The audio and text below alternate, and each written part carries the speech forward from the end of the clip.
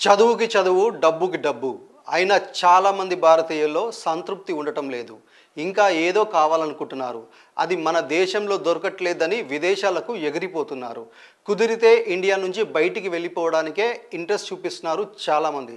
దేశాన్ని వదిలేయడం అంటే కేవలం మరో ప్రాంతానికి వలస మాత్రమే కాదు. ఇక్కడ మాకు అసలు ఈ దేశ పౌరసత్వమే అక్కర్లేదని జన్మభూమితో అన్ని బంధాలు తెంచుకొని వెళ్ళిపోతున్నారు. కోటీశ్వరుల నుంచి మల్టీ మిలియనర్ల వరకు అందరిలోనూ ఈ ధోరణి బాగా పెరిగిపోతుంది. ఎందుకిలా? భారతీయులకు ఏమైంది? పుట్టి పెరిగిన సొంత గడ్డను కాదనుకొని సిటిజన్షిప్ను వదులుకొని మరి ఇండియన్స్ ఫారెన్ కంట్రీస్కి ఎందుకు క్యూ కడుతున్నారు? మన దేశంలో లేనిదేంటి? విదేశాల్లో వారిని ఆకర్షిస్తున్న అంశాలు ఏమిటి? మేము ఇక్కడ బతకలేమనే భావన ఎక్కువైపోతుందా? లక్షల మంది పౌరసత్వాలు వదులుకుంటుంటే ప్రభుత్వాలు ఏం చేస్తున్నాయి?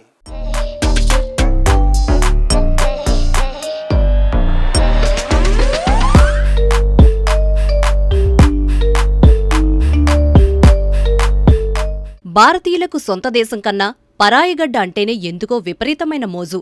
ఎలాగైనా సరే విదేశాలకు వెళ్లి అక్కడ బాగా సంపాదించాలి, తాము లగ్జరీ లైఫ్ లీడ్ చేయాలి, ఇండియాకు డబ్బులు పంపించి ఫ్యామిలీ మెంబర్స్ రిలాక్స్గా బతికేలా చూసుకోవాలి.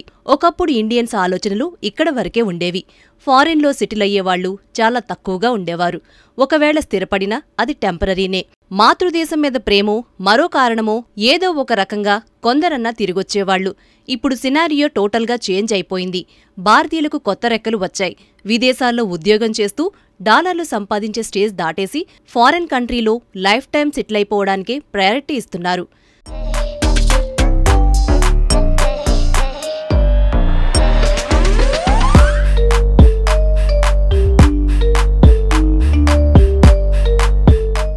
ఇండియన్ సిటిజన్షిప్ వదిలేసుకుంటున్న భారతీయులు గత 5 ఏళ్లలో ఈ సంఖ్య బాగా పెరిగిందంటోన్న డేటా. ఏకంగా 8.5 లక్షల మంది పౌరసత్వాన్ని వదిలేసి విదేశాలకు వలస. 2011-19 మధ్య సగటున 1.32 లక్షలుగా ఉంటే 2020-23 మధ్య ఏకంగా 20% పెరుగుదల. 2022లో 5.6 లక్షల మంది భారత్ నుంచి వలస. 2021లో ఈ సంఖ్య 4.11 లక్షలు. గత 5 ఏళ్లలో ఏకంగా 8.5 లక్షల మంది భారతీయులు తమ పౌరసత్వాన్ని వదిలేసుకుని విదేశీ పౌరులుగా మారారు.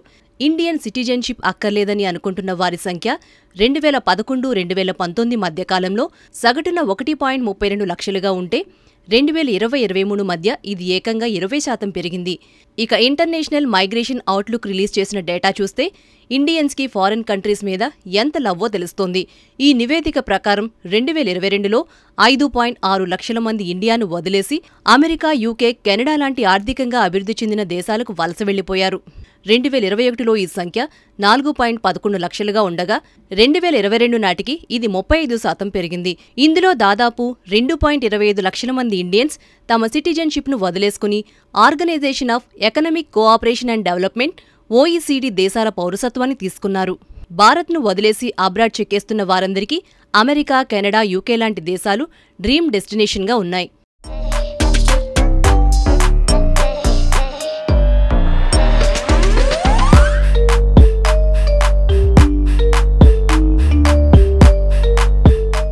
ఓవైపు vocal for local, made in India, make in India అని స్లోగన్స్ ఇస్తున్నాయి ప్రభుత్వాలు. మరోవైపు విపరీతంగా ట్యాక్సులతో బాధేస్తున్నారు. రకరకాల పన్నుల పేరుతో జ్యూసులా పిండినట్టు పిండేస్తున్నారు. అందుకే కర్మభూమిని కాదనుకొని గవర్నమెంట్స్ అందించే సదుపాయాలు వద్దనుకొని విదేశాలకు వెళ్ళిపోతున్నారు చాలామంది కార్పొరేట్ సంస్థలు. ఇండియాలో ఉండటం కన్నా విదేశాల్లో పెట్టుబడి పెట్టడం, అక్కడ ఎదగడం ఈజీ అనే భావనతో ఇండియాకు బై బై చెప్పేస్తున్నారు.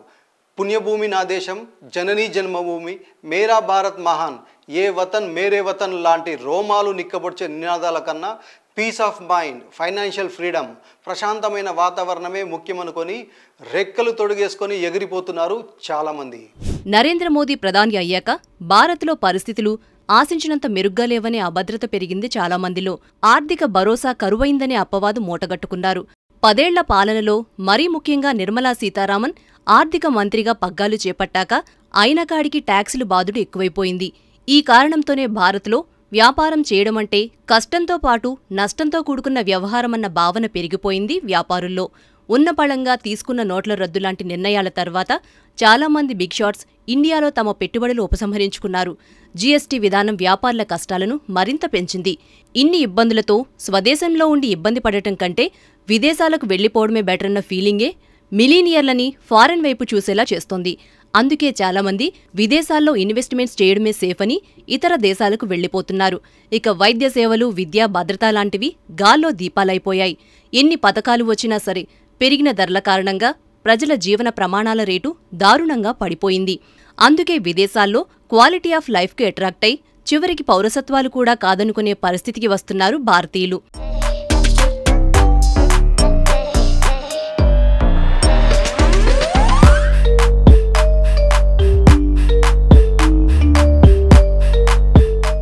సాధారణంగా రాజకీయ అనిశ్చితి, అస్తవ్యస్తమైన ఆర్థిక వ్యవస్థ, యుద్ధ భయాలు ఉన్న దేశాల ప్రజలే వేరే దేశాల్లో భద్రతను వెతుక్కుంటారు. అన్స్టెబిలిటీ ఉన్న దేశాల ప్రజలు విదేశాలకు వలస వెళ్లడమో అక్కడ స్థిరపడే ప్రయత్నాలు చేస్తున్నారంటే అందం చందం. మరి ప్రపంచంలోనే అతిపెద్ద ప్రజాస్వామ్య వ్యవస్థ అని చెప్పుకుంటాం. ఫ్యూచర్లో వరల్డ్ టాప్ కంట్రీస్లో ఒకటిగా నిలిచే అర్హతలున్న భారత్ను కాదని భారతీయులు ఎందుకు విదేశాల మీద మొగ్గు చూపిస్తున్నారు అన్నదే ప్రశ్న. ఈ క్వశ్చన్కి మల్టిపుల్ చాయిస్లా బోల్డ్ అని ఆన్సర్స్ రెడీగా ఉంటాయి. మనల్ని ఫారిన్ కంట్రీస్లో సెటిల్ అవ్వడానికి మెయిన్ రీజన్ విదేశాల్లో ఉండే నాణ్యమైన జీవన ప్రమాణాలే అని చెప్పాలి. వర్క్ లైఫ్ బ్యాలెన్స్, శాంతి భద్రతలు, కాలుష్యం లేని వాతావరణం, ఆస్తుల రక్షణ, తక్కువ పన్నులు, పిల్లలకు నాణ్యమైన చదువులు, వ్యక్తిగత ఆర్థిక స్వేచ్ఛ, పరిపాలనలో పారదర్శకత, అవినీతి చేసే రాజకీయ నాయకుల సంఖ్య తక్కువ ఉండటం లాంటివి భారతీయులు ఎగిరిల్లిపోవడానికి ప్రధాన కారణాలంటున్నారు ఎక్స్పర్ట్స్. వలసల విషయంలో స్టూడెంట్స్ నుంచి మిలీనియర్లు, బిలీనియర్ల వరకు అందరిది ఒకటే మైండ్ సెట్. ఒకసారి దేశం దాటి పరాయి దేశంలో అడుగుపెడితే మళ్లీ ఇటువైపు రావడానికి ఊహు అనేస్తున్నారు. సొంత దేశానికి అతిథిలా వచ్చి వెంటనే విమానాలు పట్టేసుకుని తిరిగెళ్లిపోతున్నారు. స్టూడెంట్స్గా చదువుకోవడానికి వెళ్లిన వారు తిరిగి రావడానికి ఇష్టపడటం లేదు. గ్రాడ్యుయేషన్ చేయడానికి వెళ్లిన వారు ఎడ్యుకేషన్ కంప్లీట్ అయ్యాక వలస వెళ్లిన దేశంలోనే ఏదో ఒక ఉపాధి చూసుకుని అక్కడే స్థిరపడడానికి ప్రాధాన్యత ఇస్తున్నారు. ఉద్యోగాలు చేయడానికి వెళ్లిన వారు కూడా అంతే. అసలే ఫారెన్లో జాబ్ అంటే మనోళ్ళకి స్టేటస్ సింబలాయే. జీతాలు కూడా ఎక్కువే. అందుకే సంవత్సరాల తరబడి విదేశాల్లోనే ఉద్యోగాలు చేస్తూ ఇండియన్ బ్రాండ్ని చెరిపేసుకుంటున్నారు. మేము లోకల్ అనిపించుకోవడానికే ప్రయారిటీ ఇస్తూ జాబ్ వీసాల మీద వెళ్లిన వారంతా తర్వాత కాలంలో తమ వీసాలను పర్మనెంట్ చేసుకుని అక్కడే సెటిల్ అయిపోతున్నారు. డెవలప్డ్ కంట్రీస్తో పోల్చితే అభివృద్ధి చెందుతున్న దేశాలు పూర్ కంట్రీస్లో మ్యాన్ పవర్ ఎక్కువగా ఉన్నా జీతాలు తక్కువగా ఉంటాయి. అదే విదేశాల్లో అయితే తక్కువ పని గంటలు, ఎక్కువ శాలరీస్ ఆఫర్ చేస్తుంటారు. ఈ కారణం కూడా పరాయి దేశాల మీద మోజు పెంచుతోంది.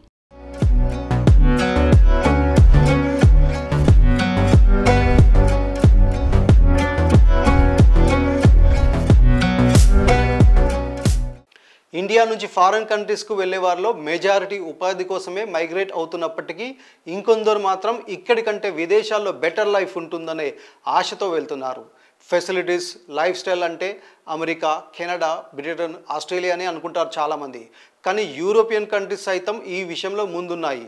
అందుకే పోర్చుగల్, రొమేనియా లాంటి చిన్న దేశాల్లోనూ మనోళ్ళు సెటిల్ అయిపోతున్నారు.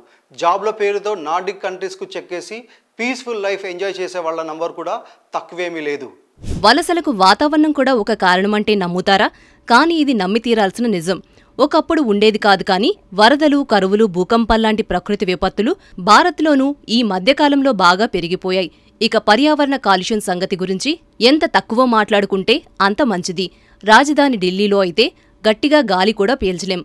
పొరపాటిన ఊపిరి తీసుకునే ప్రయత్నం చేస్తే శ్వాసకోశ రోగాల బారిన పడటం ఖాయం. మిగిలిన మెట్రో సిటీస్లోనూ ఇదే పరిస్థితి. క్లైమేట్ భయంకరంగా పొల్యూట్ అయిపోయింది. గాలి పీల్చలేం, గ్లాస్ మంచినీరు నమ్మకంగా తాగలేం.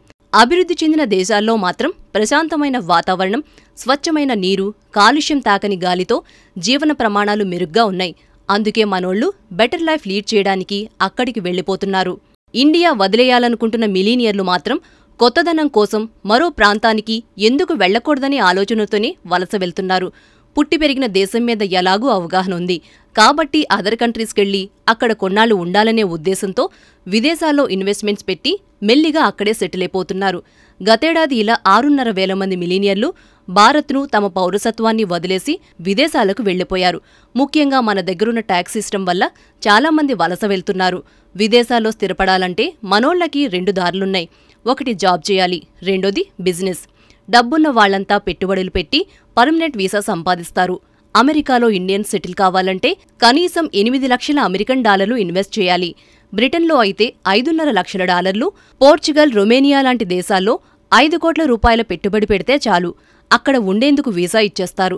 అందుకే ఇక్కడి ధనవంతులకు విదేశాలకు వలస వెళ్లడం చాలా ఈజీ అయిపోయింది. ఇండియాతో పోల్చితే అనేక దేశాల్లో కంపెనీలను రిజిస్టర్ చేసుకోవడం, బిజినెస్ మొదలుపెట్టడం చాలా ఈజీ. ఇవన్నీ మనోళ్లు మన దేశాన్ని కాదనుకోవడానికి కారణాలే. నిజానికి వలసలు వెళ్ళడం కొత్త విషయమేం కాదు. మన దేశంలో బ్రిటిష్ రూలింగ్ టైం నుంచి వేరే దేశాలకు వెళ్ళడం, కుదిరితే అక్కడే స్థిరపడటం లాంటివి జరిగాయి. ఐక్యరాజ్య సమితి డేటాబేస్ ప్రకారం 1990 నుండి విదేశాల్లో నివసిస్తున్న భారతీయ జనాభా క్రమక్రమంగా పెరుగుతూ వస్తోంది.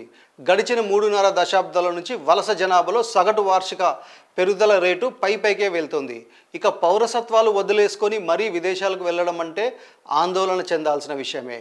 ఇతర దేశాలకు వలస, సిటిజన్షిప్ వదులుకోవడం అంటే వ్యక్తులు దేశాన్ని వదిలి వెళ్ళిపోవడం మాత్రమే కాదు, ఆర్థిక సంపదతో పాటు మేధో సంపద కూడా తరలిపోతుందనేది అర్థం. మన దేశాభివృద్ధిలో భాగం కావాల్సిన వారు మాతృదేశానికి అందించాల్సిన సేవల్ని తమది కాని దేశానికి అందిస్తున్నారనే విషయాన్ని గుర్తించాలి. ఇది నిజంగా ప్రభుత్వాలు సిగ్గుపడాల్సిన విషయమే.